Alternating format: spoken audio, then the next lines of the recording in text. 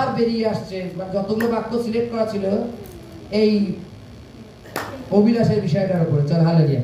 আজকে আমি পড়ছি 2 তিমোথেও 2:22। হালেলুয়া।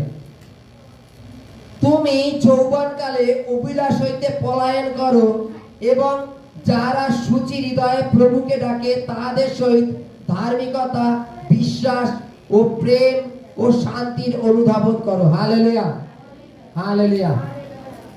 বাইবেলে বলছে যে তোমরা যৌবনকালে অভিলাষ হইতে পলায়ন করো। Hallelujah, hallelujah, hallelujah. সব অভিলাষ আজকে, আরে সব অভিলাষ। চলো হালেলুয়া। বাইবেলে বলছে যৌবনকালে অভিলাষ হইতে পলায়ন করো।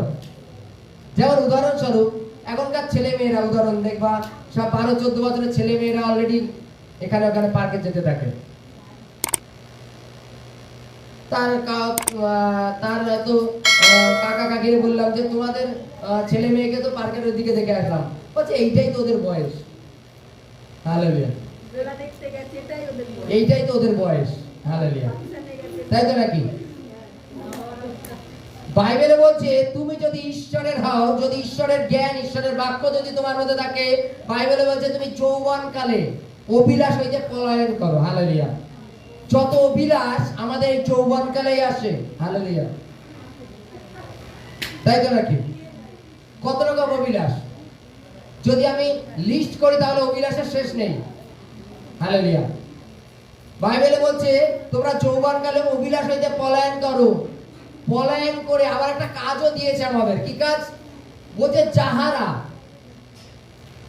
শান্তির কথা বলে, যাদের মধ্যে প্রেম আছে, যারা তোমাদের ঘুরে আগে বাড়তে সাহায্য করে, তাদের সাথে যুক্ত হও। হালেলুয়া। এবার মনে করো আমাদের সামনে দুটো জিনিসই রাখা হয়েছে, একটা পার্ক আর একটা হচ্ছে প্রার্থনার জায়গা। হালেলুয়া। দুটোই মনে করো ফ্রি, যে তোমাকে আজকে ছেড়ে দেওয়া হলো, তুমি চুজ করো কোনটায় যাওয়া। সবাই দেখা পার্কের দিকে সব চলে যাচ্ছে। Hallelujah, hallelujah. যৌবনকালে তোমার তো যৌবন নেই। হালেলুয়া।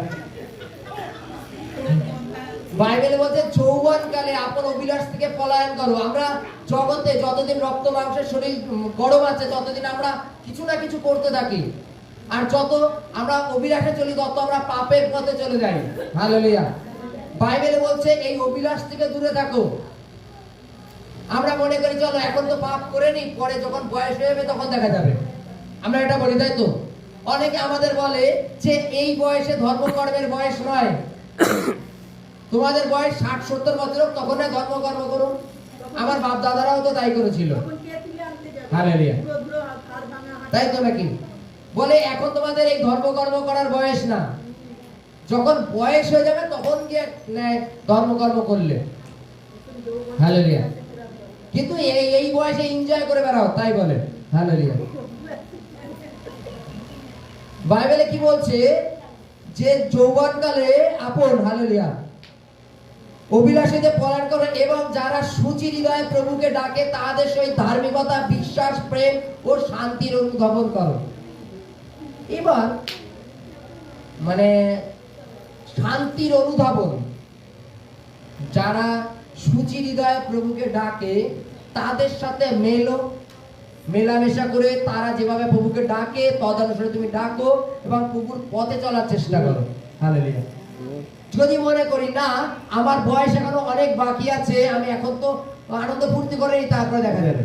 হালেলুয়া। তাহলে প্রত্যেককে খাতার পেন দিয়ে দেওয়া আছে। হালেলুয়া। তারা লিখে দিয়ে দেবা যে তোমরা কতদিন বাঁচবা। হালেলুয়া। তোমরা কে কত বছর পর্যন্ত বাঁচবা লিখে দিতে পারবা কেউ? হালেলুয়া। আমাদের কার কখন কিভাবে মানসিক শরীরের মৃত্যু আমরা কেউ জানি না। যদি মনে করি যে আমার 50 বছরের পরে গিয়ে, 60 বছরের পরে গিয়ে ধার্মিকতা করতে হবে, যদি আমি এখন লিখে দিলাম যে আমি 60 বছরের পরে গিয়ে আমি ধার্মিকতা করব, আমি তো কালকেও মরে যেতে পারি। হালেলুয়া। আর যদি আমি অভিলাষ করতে করতে মরে যাই তাহলে আমি নরকের অধিকারী। হালেলুয়া। তাহলে আমরা নরকের অধিকারী। দেখো যখন যে কোনো বিচার ক্ষেত্রে যখন সিনিয়র সিটিজেনকে ডাকা হয়, মানে বয়স্ক লোকদের যখন ডাকা হয় যে তোমরা এদের বিচার করো, তো কি করা যাবে? তারা বিচারে শান্ত হতে পারে। কেন জানো? তারা বুঝতে পেরেছে যে এত কিছু কাটাকাটি মারামারি ওগুলো সব বৃথা।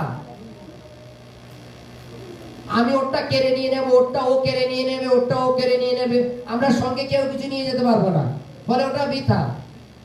ওর জন্য বয়স্ক লোকদের ডাকা হয় মিটিং এর জন্য যে তোমরা এদের একটু বুঝাও এদের কি করা যায়। Hallelujah, hallelujah. কেন জানো? তাদের রক্ত মাংস ঠান্ডা হয়ে গেছে। তারা বুঝতে পারছে যে রক্ত মাংস গরম থাকাকালীন যে জগতের লড়াই এটা বৃথা। Hallelujah, hallelujah. প্রভুদের প্রিয় ভ্রাতা ভগ্নীরা, সকলকে একটা কথা বলবো, বাইবেলের কাছে শান্তির অনুধাবন করো। অনুধাবন কথার অর্থ যে চেষ্টা, শান্তির চেষ্টা করো।